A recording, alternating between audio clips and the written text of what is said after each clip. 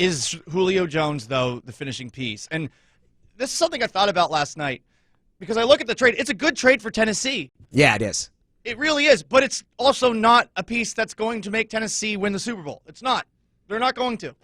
I mean, yeah, they have Julio Jones and they have A.J. Brown and they have Derrick Henry, and Ryan Tannehill's been playing a lot better. Now he's going to be playing without Arthur Smith, his offensive coordinator, the last 2 years for the first time, so I think be on the eye for a slight decline at the very least.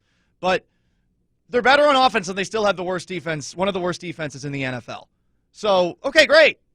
Your offense is better. Should I be looking at it from that perspective? Because should I look at all trades with the idea that you make a trade if it is the finishing piece? Because for Tennessee, that is not the finishing piece, even though it is a good trade. And I wonder, like, how do you evaluate it a couple of years from now? Is it based off of Jones' individual performance? Is it based off of extra wins that maybe came along the way or moving a little bit further in the playoffs? Because the Titans have been to the AFC Championship game in the last 2 years. It has to be about making your team a more formidable contender. It has to be about a trade.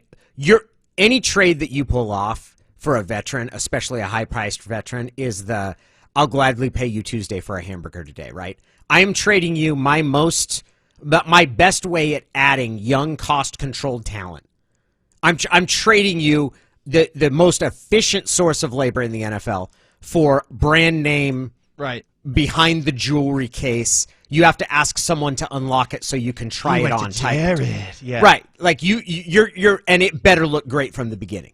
It better look great from the beginning. A text on the Mac and Jack's text line from the 425. As name brand as Julio Jones is, we have great wide receivers already. If we are mortgaging our future, I'd hope to do it for a dominant pass rusher, not another wide receiver. That's kind of what you're saying, right, Paul? Which is that, hey, I don't disagree with the idea of let's go for it now. I don't disagree with that idea of let's take on extra cap cost right now without as much an eye toward the long-term future. Right. But don't not for a wide receiver. Not for something that we already feel is a strength on this team. You'd be going from an A to an A+. I mean, it's great, but ultimately, does it matter that much? I always found it interesting, going from high school to college where all of a sudden A+s didn't even exist anymore, where all of a sudden 93 and above is essentially the same grade. Doesn't really help you out that much, ultimately. An A is an A still. You're A at wide receiver. A+, look, it could make you a little bit better, but in the moments where you need to be at your best, you do have some questions on a couple of specific spots in the defense. I've always thought you're better off improving your strengths rather than shoring up perceived weaknesses. Giving yourself like an over-the-top, this one thing that we're able to do better than anybody else.